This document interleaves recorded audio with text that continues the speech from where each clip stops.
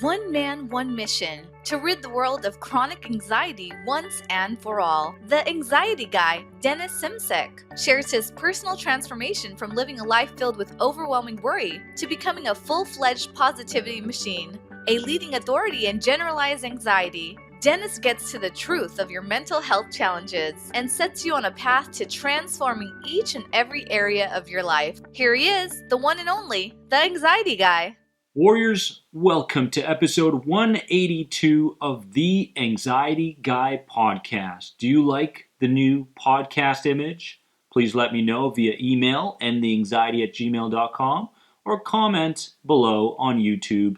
These podcast episodes come out every week on YouTube on Friday morning, PST time. So look out for that, YouTubers. I'm just so grateful to have you guys here supporting me, supporting yourself. I really feel like we're a tribe. So thank you so very much for all that.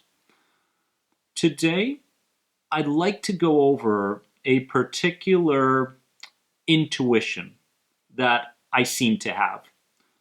I've worked with thousands of people around the world. And within those thousands of people, I've noticed certain characteristics that lead me to believe that they will overcome or cure their anxiety rather than just manage or cope with their anxiety.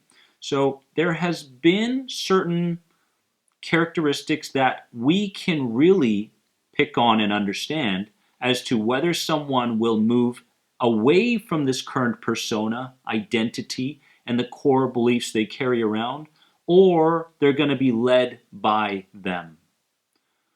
So I want to go through the five powerful ways that I personally can tell if someone will get to a better place in their lives. Now, remember this, warrior. Curing anxiety, self-mastery, reaching enlightenment is no accident. It's not an accident. If you see people walking around looking light, looking like they're not in their internal world with their worries, but more so on the external, enjoying what's around them, being grateful for what's around. My friends, these things have become routine for them just as much as worry has become routine for you. So there is no quick fix. I want you to know that. When we grew up, we were babies, we had certain needs. We started crying. What were the first couple things that mom and dad gave us? They gave us the bottle, right? They gave us the bottle if we cried. Or they gave us the soother. And we grow up thinking that the answer should be right around the corner, when in fact, when these more complex processes happen internally, like anxiety, we have to understand that it's not a linear path. Although I have seen many people that have overcome these anxieties within them quite quickly. But again, the mindset is important. So the first powerful way that I can tell if someone will overcome anxiety is they question and analyze their emotional reactions. Oh my goodness, I love when people do this. It warms my heart because I know they're moving in the right direction. They question their emotional reactions. Dr. Claire Weeks said it in her book, Hope and Help for Your Nerves. First, fear, meaning the emotional response to a particular environment, a situation that is uncomfortable, whether that be anger or anxiousness or bewilderment or whatever it is, the initial that. Now, people that are going in the right direction question that first fear. They analyze whether the response is in fact proper for what's going on, rather than be led by the emotion. Isn't this key? Can you imagine a life not being led by your emotions?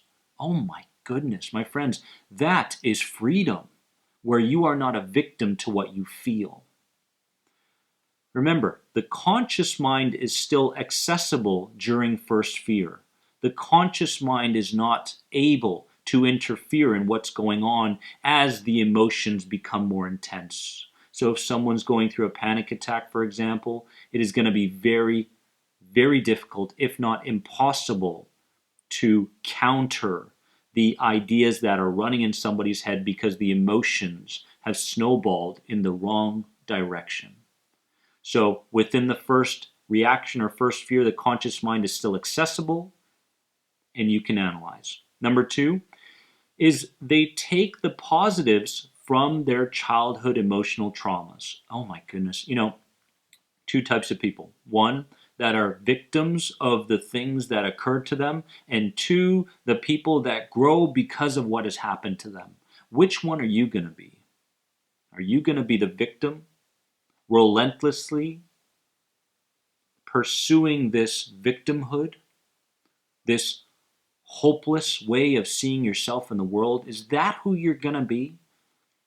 Or are you going to take the positives from the childhood emotional traumas? They are in the past, and the best thing about the past is that it is gone. It is done.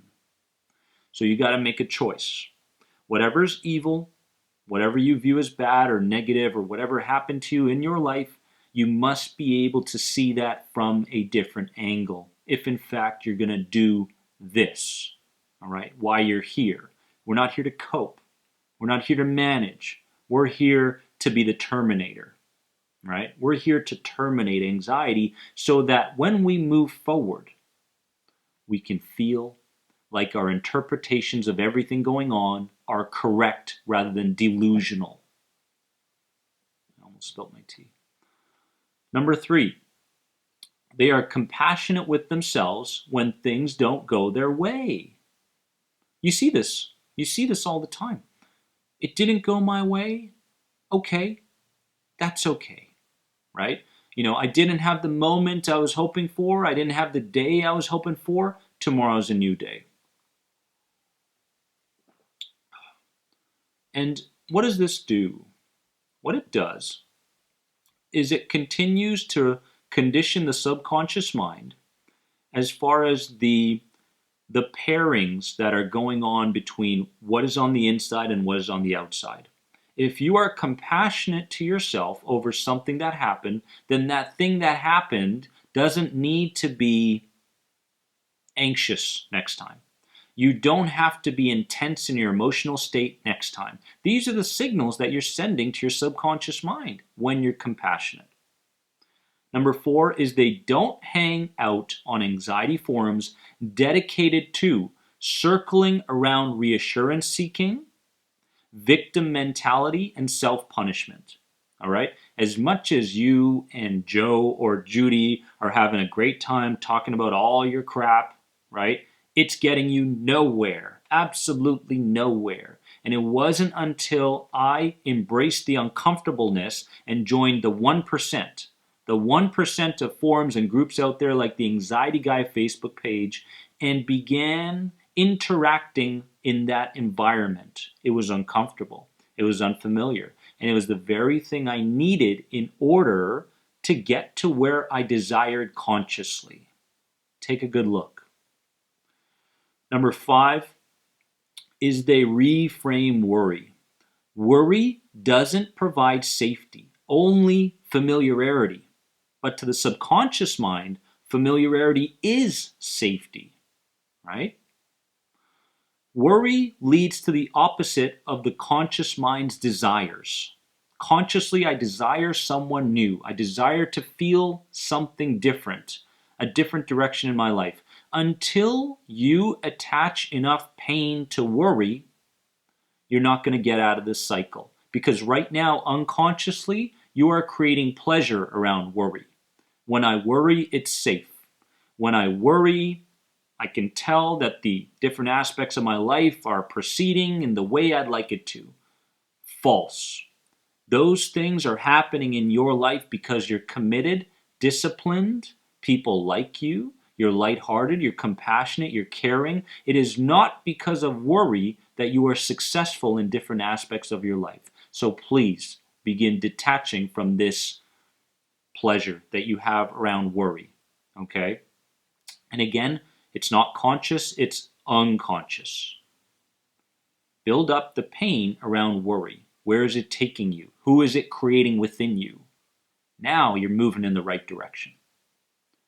Warrior, if you want to learn more about the End the Anxiety program and the new and improved Life Mastery program, head on over to anxietyexit.com under My Programs. I love you so very much. Remember, you are more than anxiety. Don't ever forget it. Have a wonderful day because you deserve it.